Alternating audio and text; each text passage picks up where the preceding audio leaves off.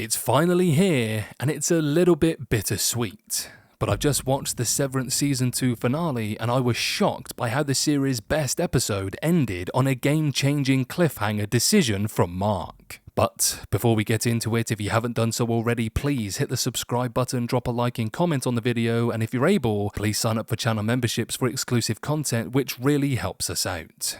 Anyway, strap in, let's get back to Lumen.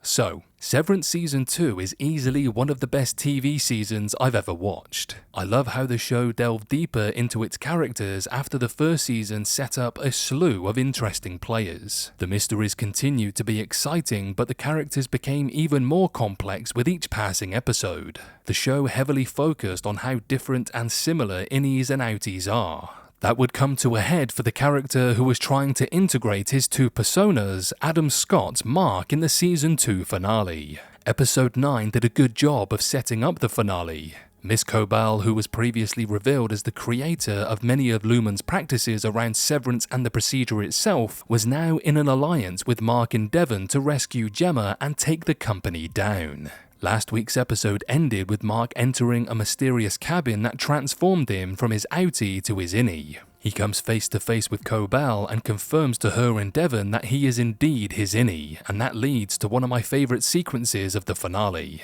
At first glance, the Season 2 finale already proved itself interesting due to its runtime, clocking in at around 1 hour and 15 minutes. Out of all the episodes this season, this was the one that felt most like a movie. The high stakes, longer runtime and payoff to several episodes of build-up led to an epic conclusion. It all started with the explanation that the characters were in a birthing cabin which was used so women turned into their innies not to feel the effects of childbirth. This is why Mark turns into his innie inside of the cabin.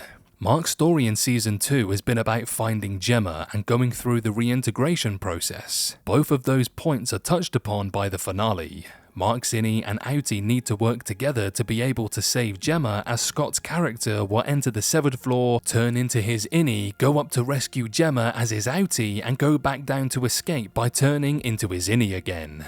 It's a complex plan. I understood there was no other way to go about it, but the trio was asking Mark's innie to give up on life. After all, if they were to save Gemma, she would be able to expose Lumen's secrets leading to the company shutting down. However, all the innies would die without Lumen. That moral dilemma works because the show spent 2 seasons building the innies to feel like separate characters from their outies, with their own personalities, dreams, desires, and more. I thought the clash between those two ways of seeing life was incredibly interesting, with Mark's innie and outie having a conversation through a series of videos. Can they really live as one person through reintegration?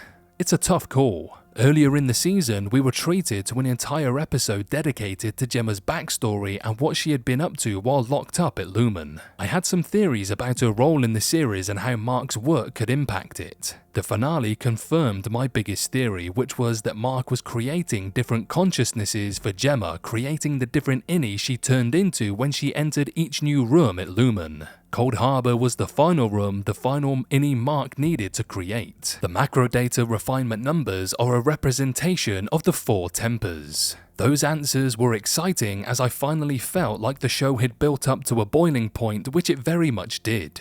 I loved how, despite the finale's high stakes, the Apple TV Plus series still made room to balance all the drama with some unexpected comedy. Milchick brings in the choreography and merriment team for an extended musical moment that features him dancing awkwardly, which made me feel uncomfortable as much as it made me laugh. I was ecstatic to see both versions of Mark working together, with Helly supporting the plan after learning everything. The finale was action-packed. Gwendolyn Christie's character returning to almost kill Mr. Drummond was a welcome surprise, though not greater than Mark actually killing him by accident. While Milchick was successfully locked in the bathroom and Mark reached Gemma so they could get out, I had a feeling it wouldn't all go according to the plan.